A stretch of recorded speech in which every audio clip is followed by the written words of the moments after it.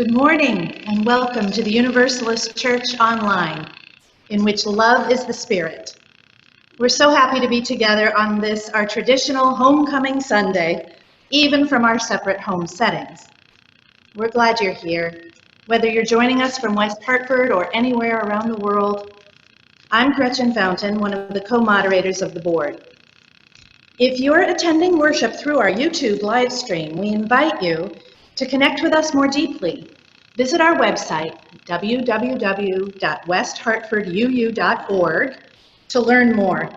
There you can use the contact page to get onto our mailing list or let us know how you'd like to get more involved. Our electronic communications are the best way for us to stay connected. We look forward to helping you become part of the Universalist Church no matter where you live.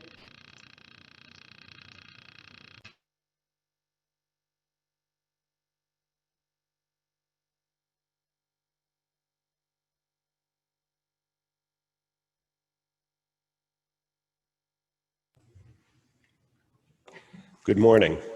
I'm Dave Lee, your other co-moderator on the Board of Trustees. Online worship can be wonderful, but surprise, technology sometimes fails us. We appreciate your graciousness when that happens. This is an extraordinary opening Sunday for our church. I know we would all like things to be normal again, and I know we all miss worshiping together in this sanctuary. But we will be following state guidelines for reopening. Things may change, but at this point, we expect to continue having virtual services through this fall. We'll continue to monitor the state guidelines, and we'll keep you posted. Meanwhile, thank you for staying flexible. Today's order of service will appear in the Zoom chat box and the YouTube description. We'll have fellowship time at about 10:45 after worship ends. If you're attending through Zoom today, please just stay online, even if you need to step away for a short break, and you'll be connected automatically. And now, please take a moment to turn off your email and other apps, put the keyboard away, and settle in for worship.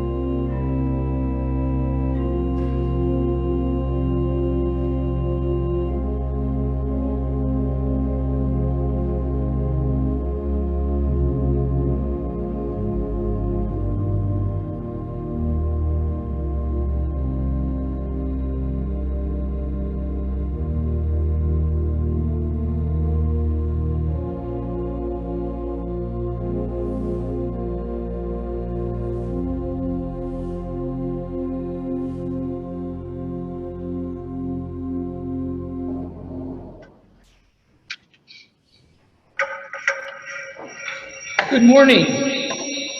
Please join me in speaking the words of our affirmation, our covenant, as I light our chalice.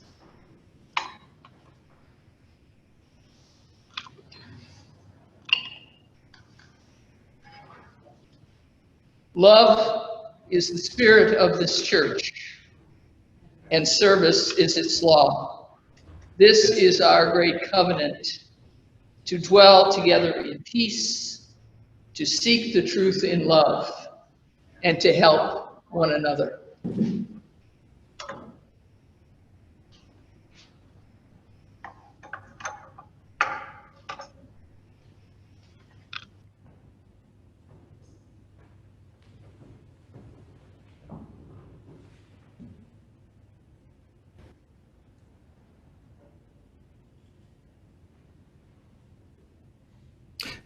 This past week, as I was getting all the water communion photos ready, my phone kept sending me one of these little like keepsake reminders of a photo that happened, in this case, 5 years ago. And I wanted to share that because it's appropriate this week.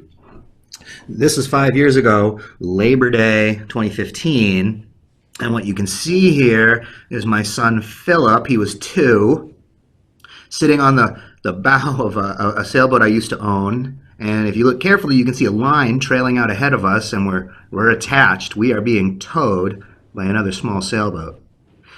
And the reason why this picture leapt out at me this week, and the reason why I felt like it was appropriate, was because I'm spending a lot of time right now trying to readjust plans and change expectations and reimagine what's possible with what we have around us right now.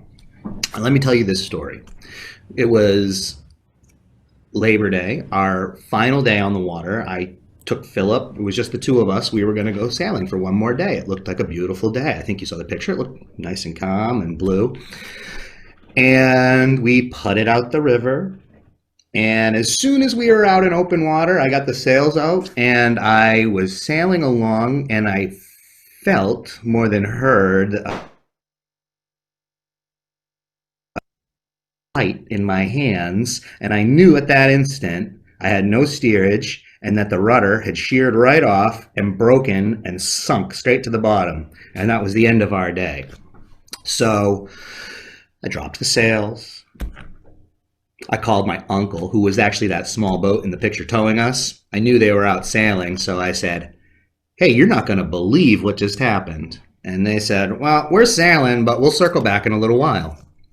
And that's what they did. We had gone out with the outgoing tide, so we were just kind of slowly drifting offshore, away from any danger or damage. And when the tide turned, we started drifting back in, and that's when my uncle circled back around and towed us back in. We had big plans. We were heading towards Rockport. It was a gorgeous day. I think it was going to be probably the nicest day of the season for us. We were really excited. And when that happened, my heart just sunk. It was the end of the season, but still, it hurts when something gets broken and your plans don't go according to plans. But we didn't panic, and we tidied things up around the boat otherwise. We were getting ready to pull it out for the winter anyway. And we had a picnic, had our lunch, and we enjoyed the weather. It was still nice out. The ocean was still beautiful. The sky was still blue. And nobody got hurt. So we got towed in. It wasn't under our own power, but that's okay sometimes. And it was okay in the end. These last 6 months, I think we've all been doing a lot of reimagining about what is possible in our own current situation and in our lives. Everything around us is different, and it requires a lot of creativity and a lot of imagination and reimagination to figure out how we can go about our lives right now. I know for kids, we have neighbors right now that are playing baseball with masks on. And I think the teams are a little smaller too, I think. Maybe some of you kids can confirm that for me, but it's very different. And school, obviously, is another one. completely different. We've got different hours. We've got smaller classes. We definitely got the masks. All of these things required a lot of changing expectations and a little bit of creativity on our part too. And in the end, kids are still playing soccer or baseball and still going to school. And we are still doing church right here. This is our first digital water communion. Kind of neat. I like it. I think you're going to like it too. I liked it in person. I think we all liked it in person. But this year, this will be okay. We took a new situation around us and we reimagined what was possible. We're doing that a lot around here. In fact, this technology is another example. The whole crisis around us was an opportunity for us to expand our reach and make our programs and our messages more accessible to you or other folks who might be far away or just have a hard time getting to our building sometimes. Our creativity and our dynamic attitude is what's going to help us through all this. And we're still going to have church this year, no matter how different it looks. It's all a matter of taking that rough situation and turning it into a picnic.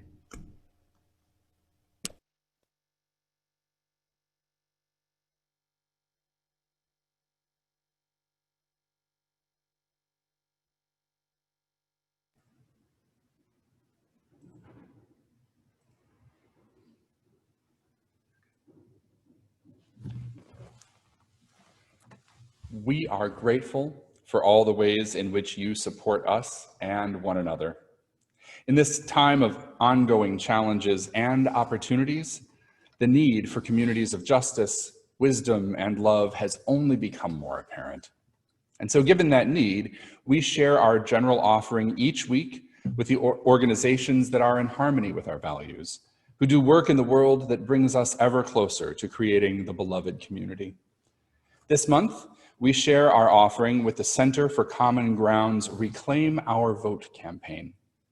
UU The Vote is a strategic partner with the Center for Common Ground on this issue, working to overcome voter suppression around the country, but especially in Black, brown, and other marginalized communities. Every election is important. Reaffirming our democracy in this election is necessary. And Reclaim the Vote works with folks in their communities to make change and increase access to the ballot box. You can find the links for donating to support our congregation and Reclaim Our Vote in the chat box and on our website.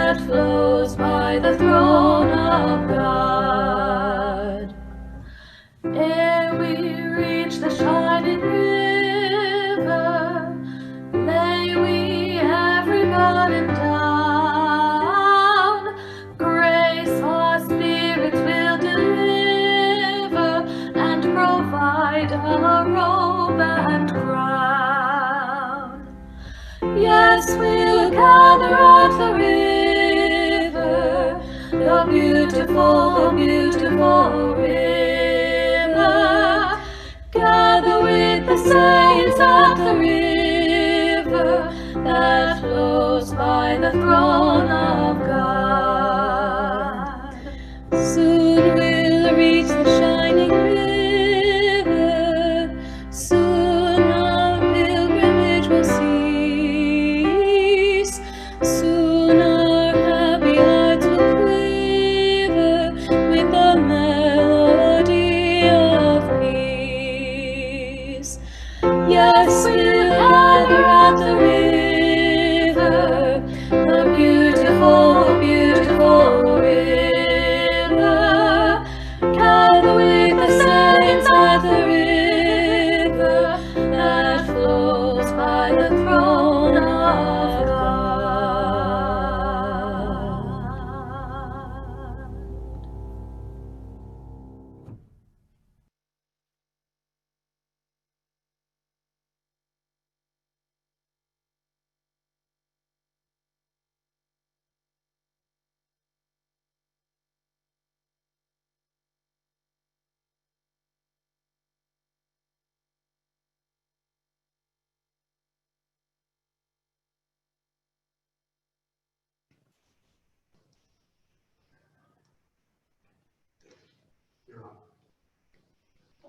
Today, we begin again. We call ourselves back into community to continue our journey together in our commitment to one another, in our covenant to build the beloved community. As we gather this day to combine together waters from the various locations we have seen and walked, sharing them with one another, we also bring our intentions and our cares to pour into those shared waters. We mingle all we are with one another so that as we go forth this day, this, our day of communing, may also bring our rekindled hearts and our abiding presence to and for one another. This day we call one another to our spirit of love that holds us as one. May that call of love bring to mind those of our community who are dealing with health issues and need our continued care and support. Janet, Sue, and Sally. We bless Jack's entire family as they place his ashes next to his beloved wife's this day. Let us also keep close to our hearts all those who are being affected by the wildfires in the West. So many homes, so many families, so many acres, so many lives of firefighters and families. Finally, let us continue to support in all the ways we possibly can the the Vote, Black Lives Matter, and all recommended actions that you wish to participate in from our social justice ministry. Let us now take a time of silence together.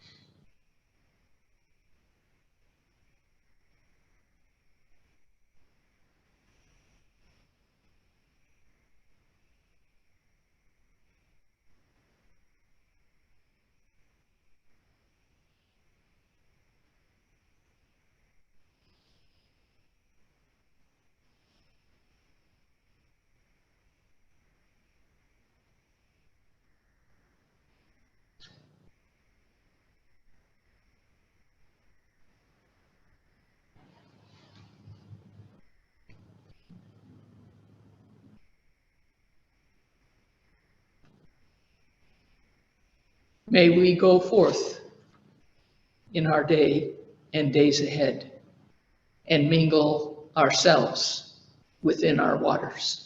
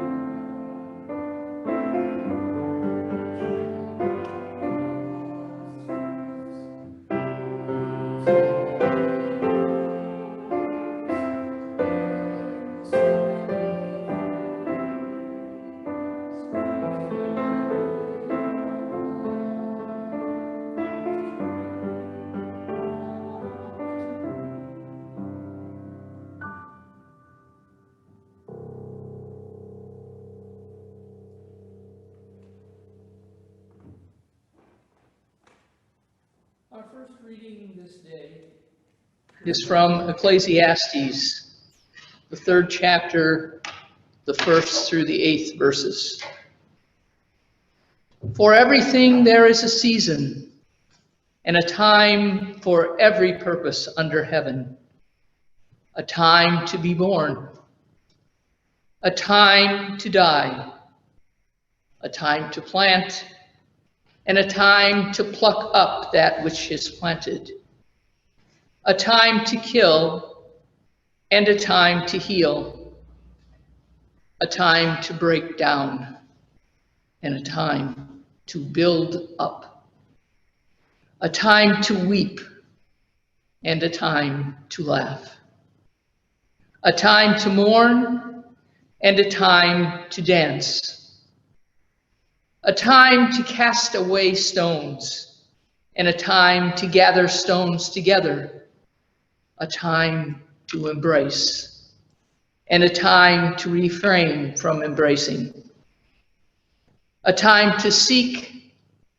and a time to lose, a time to keep, and a time to cast away, a time to rend, and a time to sow, a time to keep silence, and a time to speak, a time to love, and a time to hate, a time for war, and a time for peace.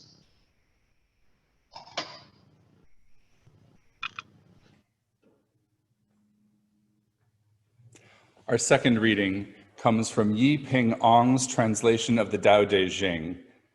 She says in chapter 8, "The highest goodness is like water. Water easily benefits all things without struggle and abides in places that people hate. For dwelling, the earth is good. For the mind, depth is good. The goodness of giving is in the timing. The goodness of speech is in honesty. In government, self-mastery is good. In handling affairs, ability is good. And if you do not wrangle, you will not be blamed."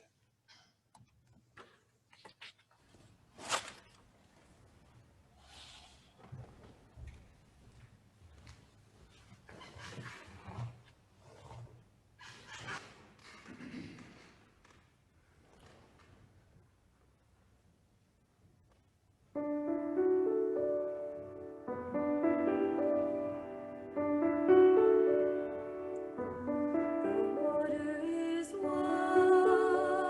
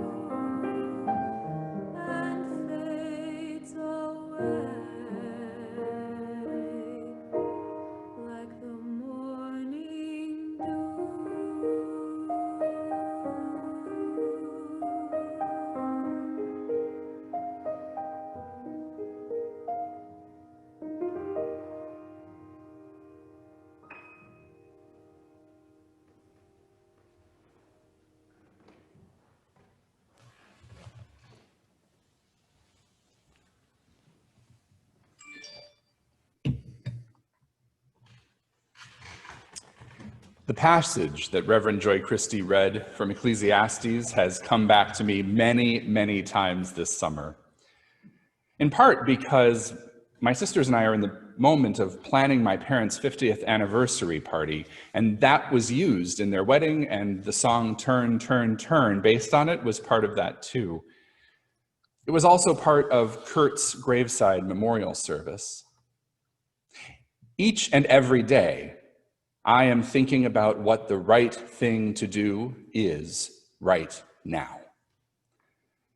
And this also has a useful connection for me to water communion and one of the central metaphors of Taoism, that there is value in living as water moves, flowing with what is needed, persistently running its course, not competing or deciding or wrangling against the moment, but instead doing what is appropriate and necessary right now.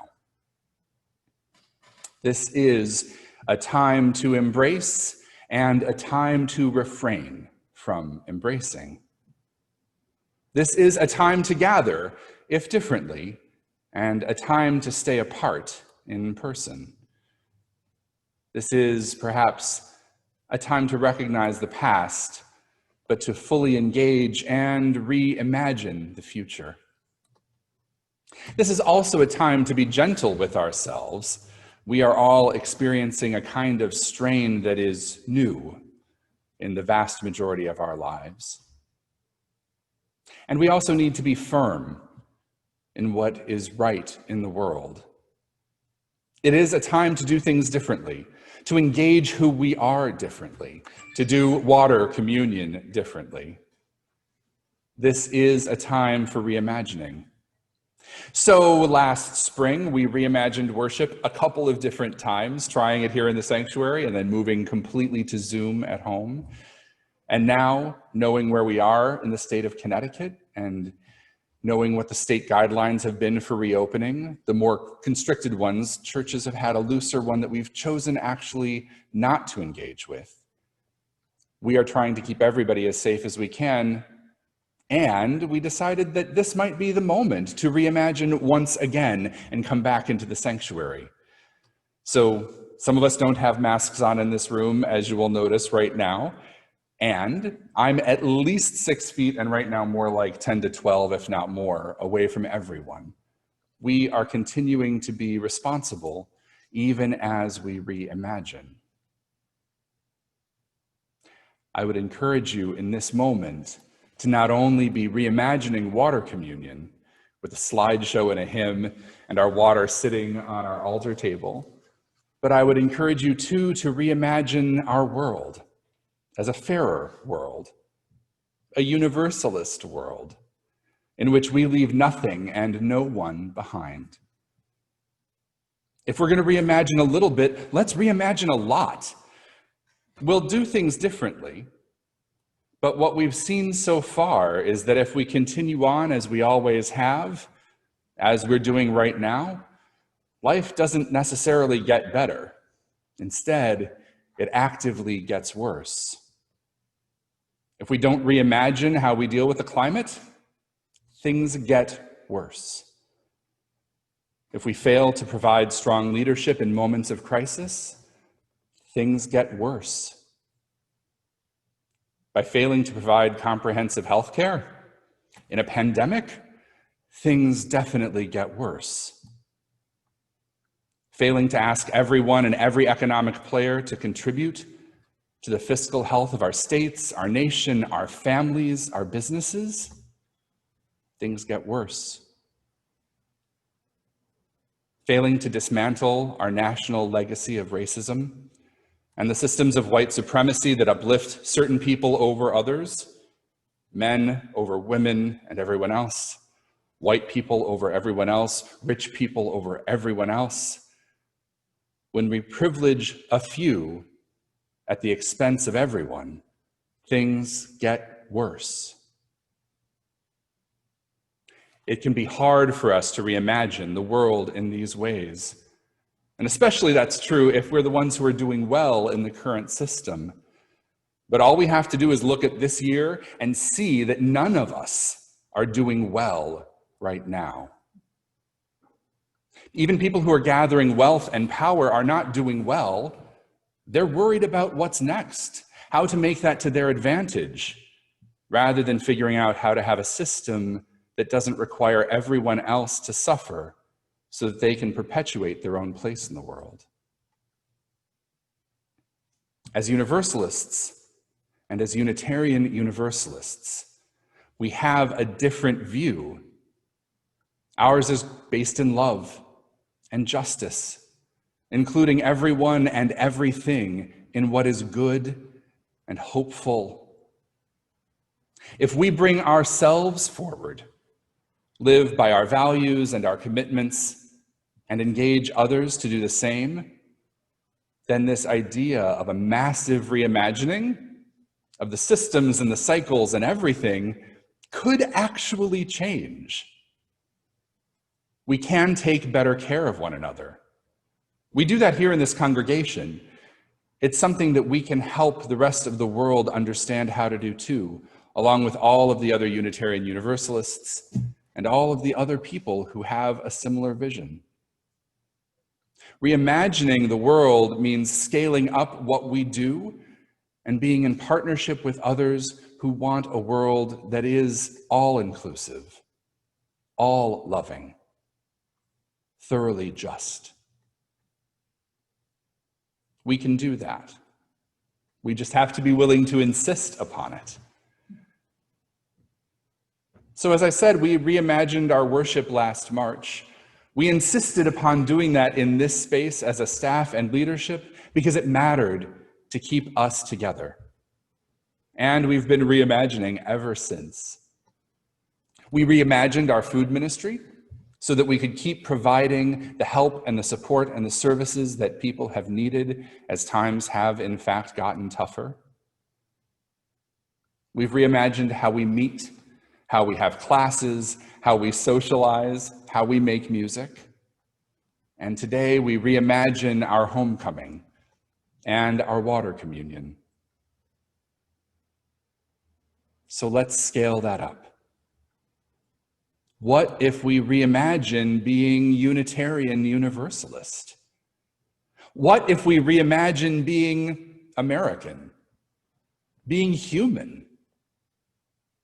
What if we allow our vision of ourselves to deeply draw on that universalist idea of an all-embracing, unconditionally loving God?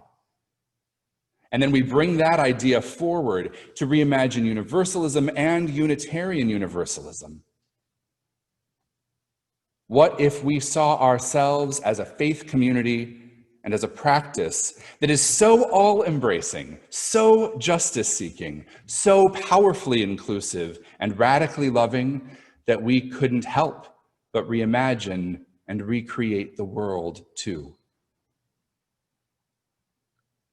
What if we simply were no longer willing to abide a world in which things just get worse?